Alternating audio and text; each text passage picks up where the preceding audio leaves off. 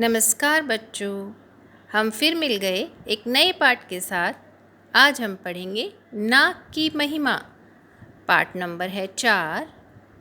इस पाठ में नाक से जुड़े अनेक मुहावरों का प्रयोग हुआ है।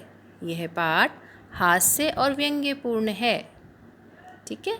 लेखक ने नाक की अच्छाइयों और बुराइयों का लेखा जोखा मनोरंजक ढंग से प्रस्तुत किया है। यानी नाक के बारे में बताया गया है इसमें। कितना अच्छा होता अगर नाक ना होती।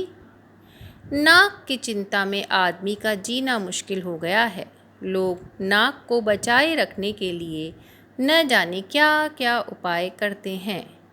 नाक का संबंध व्यक्ति की शान से जुड़ा होता है, इसलिए लोग महंगी किश्तें चुकाकर टीवी, फ्रिज और एसी खरीदते हैं। शादी ब्याह आदि पर खूब खर्च करते हैं। नाक के कारण आदमी को नाको चने चबाने पड़ते हैं। ये भी एक मुहावरा है, नाको चने चबाना। यह नाक बड़ी जल्दी कटती है और बिना किसी हथियार के कट जाती है। यदि घर से लड़का लड़की रूठ कर भाग जाए तो पूरे खानदान की नाक कट जाती है। जिसकी नाक कट जाती है वह दूसरों को भी नकटा देखना चाहता है। नाक कट जाना यानी इज्जत चली जाना। यदि कोई लड़का लड़की रूठ के भाग जाते हैं तो हमारे खानदान की नाक कट जाती है, यानी इज्जत चली जाती है। मान न मान मैं तेरा मेहमान, यानी बिना बुलावे के भी किसी के घर पहुंच जाना। यह भी एक मुहावरा है बच्चों।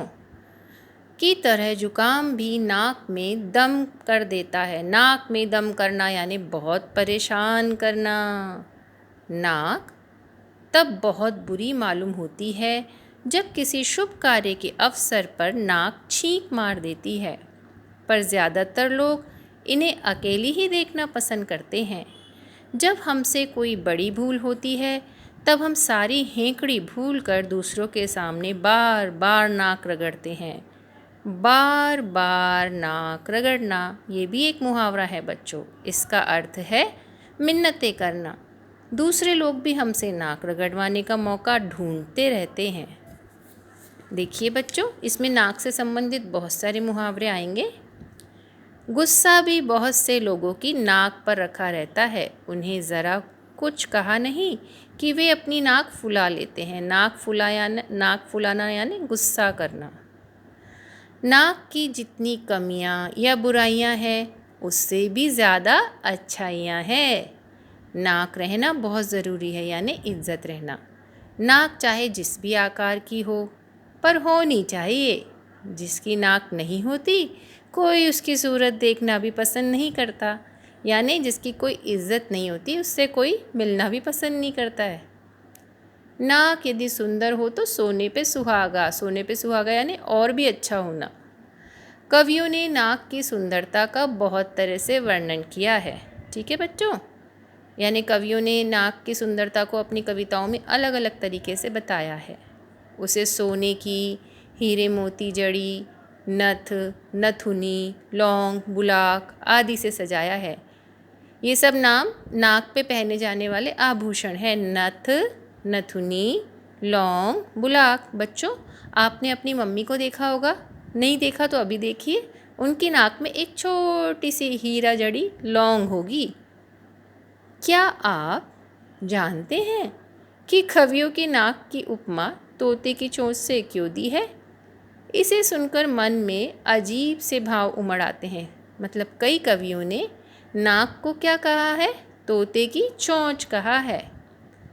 कुछ लोग नाक पर मक्खी तक नहीं बैठने देते हैं। नाक पे मक्खी नहीं बैठने देना, यह भी एक मुहावरा है बच्चों। कुछ लोगों की सोते समय नाक नक्कारे सी बजती है यानी खर्राटे लेते हैं। कई लोगों की नाक से नीचे कुछ भी होता रहे पर वे दीन दुनिया से बेखबर रहते हैं। नाक के नीचे होना यानी उपस्थिति में घटना।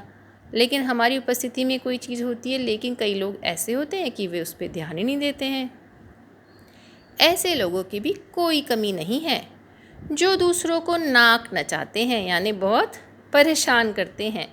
किसी की नाक पर दे मारना भी कई लोगों की अपनी शान समझते हैं। यदि नाक ना होती तो क्या होता? सोचो बच्चों, यदि नाक न होती तो खुशबू और बदबू में क्या अंतर रह जाता? नाक के अभाव में यानी कमी में चंदन, कपूर, इत्र, फुलेल आदि सब बेकार हो जाते। भला हींग और देसी घी की पहचान कैसे हो पाती? यानी अगर नाक नहीं होती तो हमें हींग की खुशबू नहीं आती, देसी घी की खुशबू नहीं आती, चंदन की खुशबू नहीं आती, कपूर की खुशबू नहीं आती, इत्र यानी एक तरीके का परफ्यूम होता है, उसकी खुशबू भी नहीं आती। अगर नाक ना होती तो बताइए चश्मा कहाँ ठहरता बच्चों? यानी इतने सारे काम हमारी नाक करती है। नाक के कारण ही सीता का हरण और रावण का मरण हुआ है। अगर शूर्पणखा की नाक न करती तो रामायण की रचना कैसे होती? महाभारत का आधार भी तो द्रौपदी की नाक ही थी। देखिए बच्चों, माता सीता का हरण हुआ था और जब रावण को भगवान राम ने मारा था, यह सब क्यों हुआ था? क्योंकि रावण की बहन शूर्पणखा की नाक काट दी गई थी, इसलिए रामायण की रचना हुई थी। और महाभारत में भी द्रौपदी की नाक कट गई थी, यानी उसकी इज्जत चली गई थी। अब इधर आएंगे बच्चों। नाक के और भी बहुत से फ़ायदे हैं। सांस लेने और छोड़ने का काम नाक से ही किया जाता है। नाक की गड़बड़ी से आदमी नकियाने लगता है। नाक किसका काम करती है? हीटर का काम भी करती है। बाहर की ठंडी हवा को गर्म करके नाक अंदर पहुंचाती है। नाक के बाल छन्ने और झाड़ू का काम करते हैं। कई लोग अपने बॉस की नाक के बाल बन जाते हैं। इस प्रकार नाक की बड़ी महिमा है। देखिए बच्चों, बहुत ही अच्छा इंटरेस्टिंग लेसन है। अब हम इसमें थोड़े से मुहावरे देखेंगे जो आए हुए हैं। नाको चने चबाना, बहुत तंग करना, नाक कटना, बेइज्जती होना, नाक में दम करना, बहुत तंग करना, नाक रगड़ना, मिन्नतें करना, नाक पर मक्खी नहीं बैठने देना, अपने विरुद्ध कुछ भी न सुनना, नाक रहना, इज्जत बच जाना, नाक नचाना, परेशान करना, नाक का बाल बन जाना यानी बहुत प्रिय होना। यहाँ पढ़ा था हमने, बॉस के नाक के बाल बन जाते हैं यानी बहुत प्रिय हो जाते हैं। नाक के नीचे होना यानी उपस्थिति में घटना। बच्चों, आज के लिए हम इतना ही करेंगे। अगले वीडियो में मैं आपको इसके प्रश्न उत्तर कराऊंगी। जब तक आप इसे पढ़िए और समझकर याद कीजिए। मिलते हैं अगले वीडियो के साथ। धन्यवाद बच्चों।